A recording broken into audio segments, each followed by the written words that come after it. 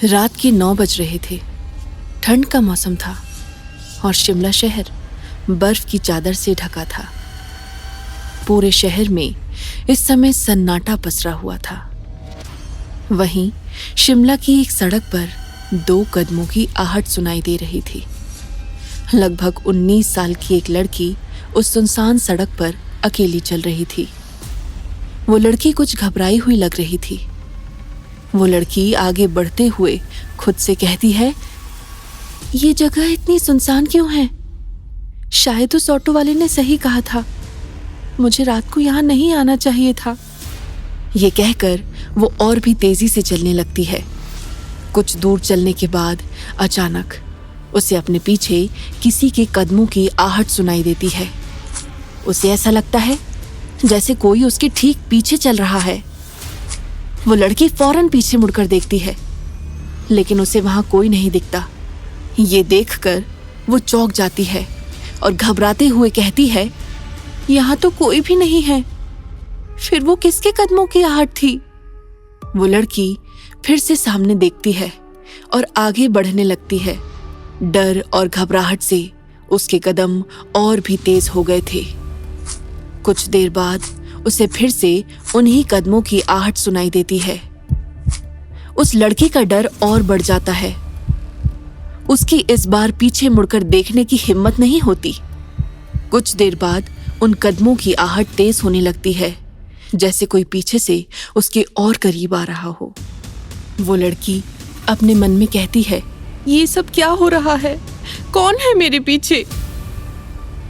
वो लड़की तिरछी नजरों से अपनी बाईं तरफ देखती है और वहां देखकर डर से उसका गला सूख जाता है। उस लड़की को सड़क पर अपनी परछाई आगे बढ़ते हुए दिख रही थी, लेकिन अपनी परछाई के साथ पीछे उसे एक परछाई और दिख रही थी जो उसके साथ आगे बढ़ रही थी। देखने में वो परछाई किसी औरत की लग रही थी। जमीन पर बनी उस परछाई के बाल खुले हुए थे और उसने साड़ी पहनी हुई थी। सुहानी को यह सीन बिल्कुल किसी हॉरर फिल्म की तरह लग रहा था और डर से उसके हाथ पैर फूल गए थे। तभी उसके कानों में एक औरत की फुसफुसाती हुई आवाज सुनाई देती है,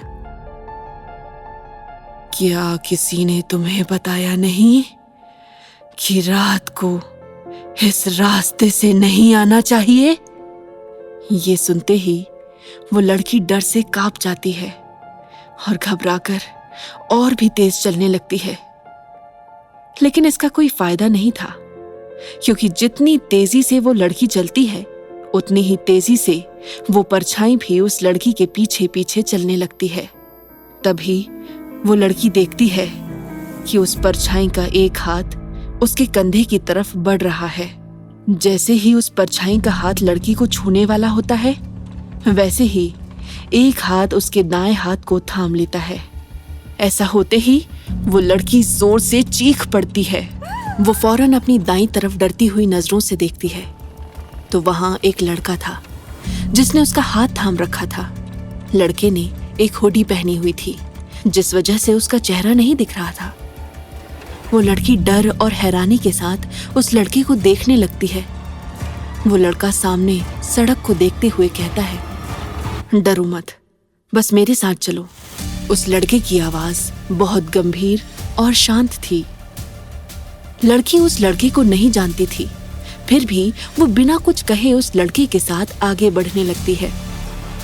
लड़के के साथ होने के कारण उस लड़की को हिम्मत मिल रही थी। आगे बढ़ते हुए वो लड़की अपनी बाईं तरफ देखती है। अब उसे वो परछाई नहीं दिख रही थी। उसे समझ नहीं आ रहा था कि लड़के के आते ही वो परछाई कहां चली गई। लड़की उस लड़के को देखती है जिसका चेहरा हुडी की वजह से अभी भी वो देख नहीं पा रही थी। वो उससे कहती है, कौन है आप? लड़का सामने देखकर चलते हुए अपनी सख्त आवाज में कहता है, चुपचाप चलती रहो। ये सुनकर लड़की खामोश हो जाती है और बिना कुछ कहे बस चलने लगती है। वो उस लड़के को नाराज नहीं करना चाहती थी, साथ ही अब उसे किसी परछाई के आसपास होने का एहसास भी नहीं हो रहा था। उस लड़के का हाथ थामने से लड़की का डर जैसे गायब ही हो गया था। पैदल चलते हुए वो दोनों एक हॉस्टल के गेट के पास पहुंच जाते हैं। लड़का उस लड़की का हाथ छोड़ देता है और सख्ती के साथ कहता है, अंदर जाओ और आगे से रात को बाहर मत निकलना। लड़की उस लड़के से बात करना चाहती थी, लेकिन उसके सख्त रवैये की वजह से उससे बात नहीं कर पाती। वो अपने बैग में अपना मोबाइल ढूंढते हुए कहती है, लगता है हॉस्टल बंद हो गया है, मैं अभी वार्डन को कॉल करती हूँ। वो लड़की अपने बैग में मोबाइल को ढूंढ रही थी, तभी उसे अपने सामने से एक औरत की आवाज सुनाई देती है। कौन हो तुम और इस वक्त यहाँ क्या कर रही हो? अचानक से किसी और की आवाज सुनकर वो लड़की घबरा जाती है और अपने सामने देखती है तो उसके सामने 45 से 50 साल की एक औरत खड़ी थी जो गुस्से से उसे देख रही थी। वो लड़की नर्वस होकर जवाब देती है, मैम वो मैं यहाँ। घबराहट में वो लड़की ठीक से कुछ कह नहीं पा रही थी। सामने खड़ी औरत फिर से कहती है, जल्दी बोलो, हॉस्टल बंद करने का वक्त हो गया है। वो लड़की कहती है, मैम मेरा नाम सुहानी शर्मा है, मैंने सेंट थॉमस कॉलेज में एडमिशन लिया है, मेरे लिए यहाँ पर एक रूम बुक्ड है। वार्डन उस लड़की को अजीब सी नजरों से देखती है और कहती है, तुम इस वक्त अकेली ही यहाँ आ गई? सुहानी जवाब देती है, नो मैम, मेरे साथ ये कहते हुए सुहानी अपनी दाईं तरफ देखती है तो वहां कोई भी नहीं होता है। वो हैरान रह जाती है और कहती है, वो लड़का कहाँ गया? वार्डन को सुहानी की हरकतें काफी अजीब लग रही थीं। वो सुहानी से कहती है, तुम किसे ढूंढ रही हो? सुहानी कंफ्यूज होकर अपने आसपास देखते हुए कहती है, वो लड़का अभी तो यही था। वार्डन कहती है, कौन सा लड़का? सुहानी कहती है, जिसके साथ मैं यहाँ आई हूं, अभी अभी तो यहीं खड़ा था। वार्डन कहती है, यहाँ कोई नहीं था। जब मैं यहाँ आई तो तुम अकेली ही अपने बैग में कुछ ढूंढ रही थी। वार्डन की बात सुनकर सुहानी चौंक जाती है और अपने आप से कहती है, ये कैसे हो सकता है? वो यहाँ मेरे साथ ही था। वार्डन फिर से सख्ती के साथ कहती है, काफी देर हो चुकी है, अंदर आ जाओ और याद रहे कि रात 8 बजे के बाद हॉस्टल से बाहर रहना अलाउड नहीं है। वार्डन बहुत सख्त थी, इसलिए सुहानी उससे कोई बहस नहीं करती है और चुपचाप हॉस्टल के अंदर जाने लगती है।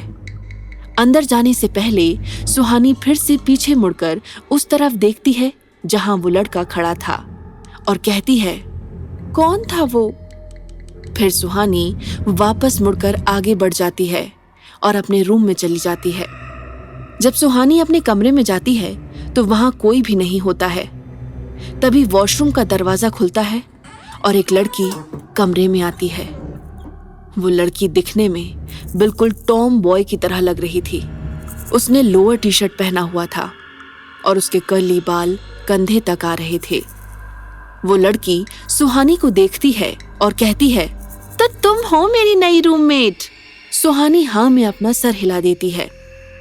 सुहानी उस लड़की के सामने थोड़ा नर्वस फील कर रही थी। वो लड़की आगे बढ़ती है और सुहानी की तरफ अपना हाथ बढ़ाकर कहती है, आई एम निशा। सुहानी निशा से हाथ मिलाकर कहती है, हेलो निशा, आई एम सुहानी शर्मा। निशा कहती है, तुम अभी रूम में क्यों आ रही हो? अब तक कहाँ थी? सुहानी कहती है, मैं अभी अभी हॉस्टल पहुंची हूं। निशा घूर कर सुहानी को देखती है और कहती है, तुम इतनी रात को यहां आई हो? सुहानी अपना सर हिला देती है। निशा आगे कहती है, और तुम किस रास्ते से आई हो? सुहानी जवाब देती है, पुरानी रोड से। निशा हैरानी से सुहानी की तरफ देखती है और लगभग चिल्लाते हुए कहती है, और तुम अभी तक जिंदा भी हो? क्या बात है? अब निशा के चेहरे पर एक्साइटमेंट थी। उसका चेहरा देखकर सुहानी कंफ्यूज हो जाती है और कहती है, तुम ऐसा क्यों कह रही हो? तो निशा जवाब देते हुए कहती है, वो बहुत डेंजरस रास्ता है और रात के वक्त वहां बहुत हादसे होते हैं। आज तुम लकी थी, पर हमेशा नहीं रहोगी। दोबारा रात में कभी उस रास्ते से मत जाना। सुहानी क्यूरियस होकर कहती है, क्यों, ऐसा क्या है वहां? निशा जवाब देती है, उस रोड के पास एक कुआं है जिसे विशिंग वेल कहते हैं। यहां के लोगों को लगता है कि वो जगह हॉन्टेड है। सुहानी हैरान होकर कहती है, क्या सच में ऐसा है? निशा बेफिक्री से जवाब देती है, मुझे नहीं पता, लेकिन लोग ऐसा कहते हैं।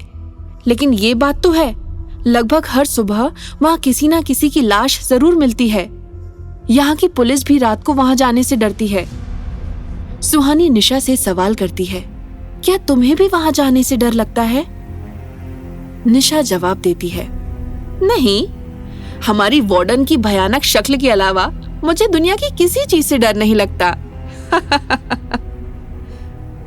निशा का जवाब सुनकर सुहानी हंसने लगती है। इसके बाद निशा और सुहानी के बीच बहुत सारी बातें होती हैं। वो दोनों एक दूसरे को अपने अपने बारे में बताने लगती हैं। आधी रात हो चुकी थी। निशा तो गहरी नींद में सो गई थी, लेकिन सुहानी को नींद नहीं आ रही थी। बार बार उसके दिमाग में उस परछाई और उस लड़के का ख्याल आ रहा था। सुहानी खुद से यही सवाल कर रही थी, आखिर कौन था वो लड़का और उसके आने से वो परछाई कहाँ चली गई? क्या वो परछाई मुझे मारने आई थी? और उस लड़की ने मुझे क्यों बचाया? काफी देर तक सुहानी यही सब सोच रही थी और फिर उसकी भी आंख लग जाती है। दूसरी तरफ पुरानी रोड के किनारे एक कुआं था। उस कुएं के पास लगभग 45 साल की एक औरत खड़ी थी। उस औरत के हाथ में एक टॉर्च और कैमरा था और वो बड़े गौर से उस कुएं के आसपास देख रही थी। उसे देखकर साफ समझ आ रहा था कि वो कुछ इन्वेस्टिगेट कर रही थी। वो औरत टॉर्च की रोशनी से कुएं को देख रही थी। तभी कोई तेजी से उसके पीछे से गुजर जाता है। ये एहसास होते ही वो औरत पीछे मुड़कर देखती है, लेकिन वहां कोई भी नहीं था। वो एक गहरी सांस लेकर कहती है, यहां तो कोई भी नहीं है। बेकार में ही लोगों ने यहाँ किसी आत्मा की कहानी फैला कर रखी है और कोई इसका फायदा उठाकर यहाँ के लोगों को मार रहा है। पता नहीं ऐसी झूठी कहानियां बनाकर लोगों को क्या मिल जाता है। जैसे ही उस औरत की बात पूरी होती है, उसे पीछे से फुसफुसाती हुई आवाज सुनाई देती है, ये कहानी झूठी नहीं है। वो औरत फिर से पीछे मुड़कर देखती है, लेकिन वहां अभी भी उसे कोई नहीं दिखता। अब उस औरत को थोड़ा डर लगने लगा था। वो घबराते हुए कहती है, ये क्या हो रहा है? वो आवाज किसकी थी? उस अंधेरे जंगल में उस औरत के अलावा इंसान तो क्या, कोई जानवर भी नहीं था। वहां इतनी खामोशी थी कि हवा चलने की आवाज भी साफ साफ सुनी जा सकती थी।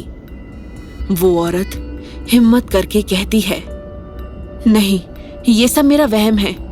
मैंने यहाँ के बारे में इतना कुछ सुना है, इसीलिए मेरे साथ ऐसा हो रहा है।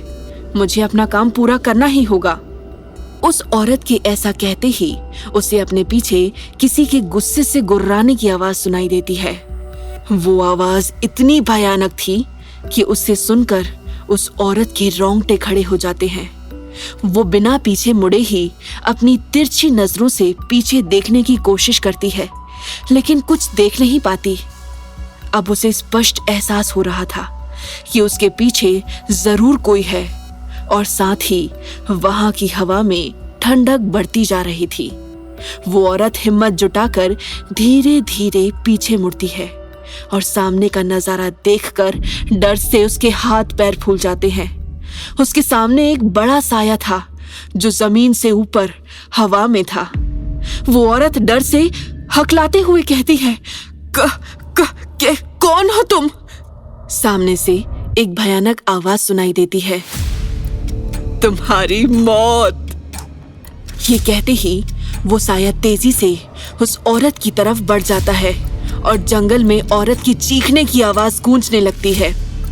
सुहानी एक झटके में उठकर बैठ जाती है और हड़बड़ाते हुए अपने आसपास देखने लगती है। शिमला की इस ठंड में भी उसके माथे से पसीना बह रहा था और वो घबराहट में लंबी लंबी सांसें ले रही थी। लेकिन जब सुहानी देखती है कि वो अपने रूम में बेड पर है तो वो फिर चैन की सांस लेती है।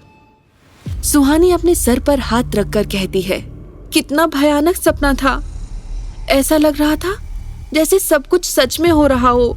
वो औरत, वो साया, सब कितना भयानक था। सुहानी अपने आप को शांत करती है और फिर से सो जाती है। कौन था वो लड़का और उसने सुहानी की जान क्यों बचाई? क्या है विशिंग वेल का राज? आगे की कहानी जानने के लिए देखें अगला एपिसोड सिर्फ पॉकेट एफएम के यूट्यूब चैनल पर। और साया अ कर्स्ड लव स्टोरी के सारे एपिसोड्स को सुनने के लिए डिस्क्रिप्शन में दी लिंक से डाउनलोड करें पॉकेट एफएम ऐप।